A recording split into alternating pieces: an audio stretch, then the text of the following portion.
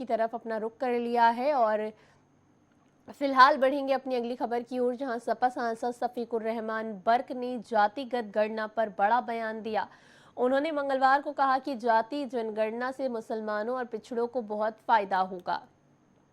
बिहार की जाति आधारित रिपोर्ट सामने आने के बाद सियासी बवंडर मचा हुआ है। विपक्ष केंद्र सरकार पर दबाव बनाने में जुट गया है। कांग्रेस ने राज्यों में सरकार बनने पर जातियों की गिनती कराने का वादा किया है।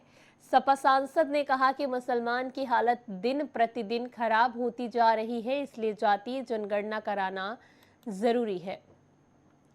तमाम विपक्षी दलों समेत सपा भी जातीय सर्वे कराए जाने के समर्थन में है। संभल सांसद ने आरोप लगाया कि दबे कुचले लोगों के साथ इंसाफ नहीं हो रहा। उन्होंने कहा कि देश की तरक्की के लिए निजाम बदलना जरूरी है। 5 राज्यों में चुनावी बिगुल बजने पर उन्होंने दावा किया कि मध्य प्रदेश में कांग्रेस की जीत होगी। मध्य प्रदेश में मुख्य मुकाबला बीजेपी और कांग्रेस के बीच है। विधानसभा चुनाव के लिए बीजेपी ने चौथी लिस्ट जारी कर दी है।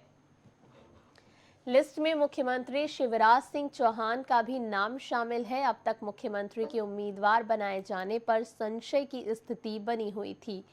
माना जा रहा था कि शिवराज सिंह चौहान का पत्ता कट सकता है।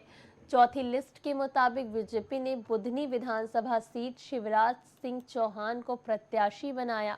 निर्वाचन आयोग ने 5 राज्यों में विधानसभा चुनावों की घोषणा कर दी। मध्य प्रदेश का चुनाव 17 नवंबर को होना है। राजस्थान में 23 नवंबर को वोट डाले जाएंगे।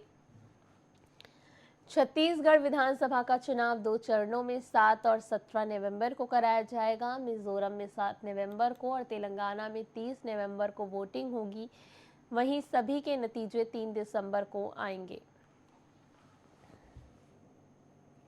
इसी खबर पर ज्यादा जानकारी के लिए हमारे साथ बीजेपी नेता असरार अहमद जुड़ चुके हैं। असरार जी, बहुत स्वागत है इंडिया वॉच में। जी बहुत शुक्रिया आपका। असरार जी, जहां सपा सांसद शफीकुर रहमान बर्क का कहना है कि हिंदुस्तान में मुसलमान सुरक्षित नहीं है, इसलिए जातीय जनगणना कराना बहुत जरूरी है, आपकी क्या राय है?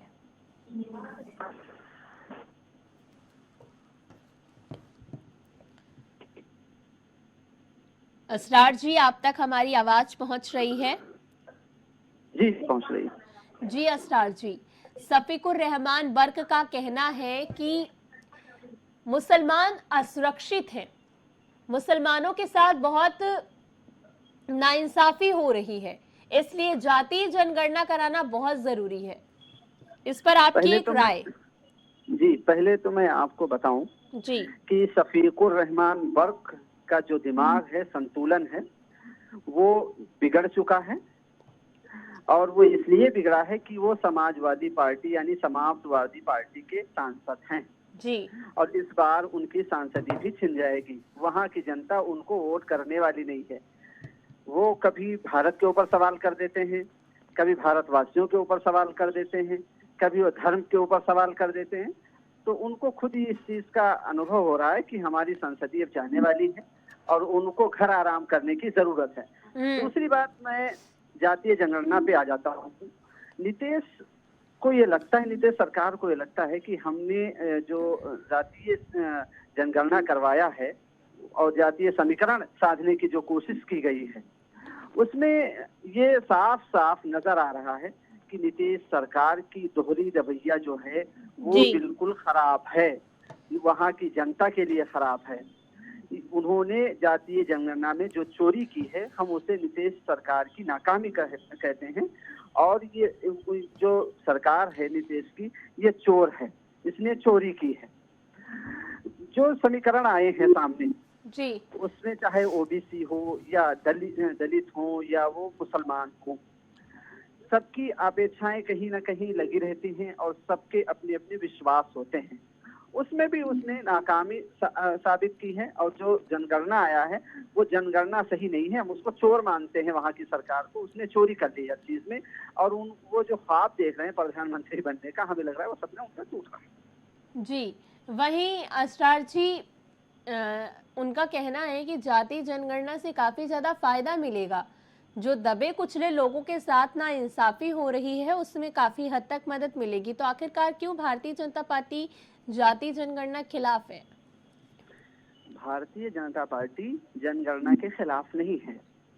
और जिसके बारे में शफीकुर रहमान बर्क ने कहा कि मुसलमानों को नीचा दिखाया जा रहा है, पिछड़ों को नीचा दिखाया जा रहा है, मैं उनको एक बात याद दिला देना चाहता हूँ। यही भारतीय जनता पार्टी है जो नरेंद्र मोदी जी की सरकार में मुसलमानों को सबसे ज्यादा फायदा मिल रहा है, दलितों को सबसे ज्यादा फायदा मिल रहा है। अब उनको याद आया दलित, अब उनको मुसलमान याद आया, अब उनको ओबीसी वर्ग याद आया। ये 70 सालों में ये लोग चोरी करते रहे। जब मोदी जी ने पिछड़ों की बात उठाई, गरीबों की बात उठाई, दलितों की बात उठाई, तो अब ये जागे हैं और अपना समीकरण बनाने की कोशिश कर रहे हैं। मोदी जी ने गरीब के खिलाफ आवाज उठाई है।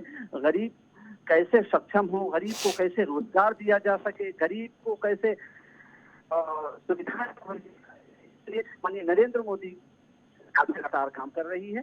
2014 से लेकर और अब तक के, और उत्तर प्रदेश में योगी की सरकार काम कर रही है।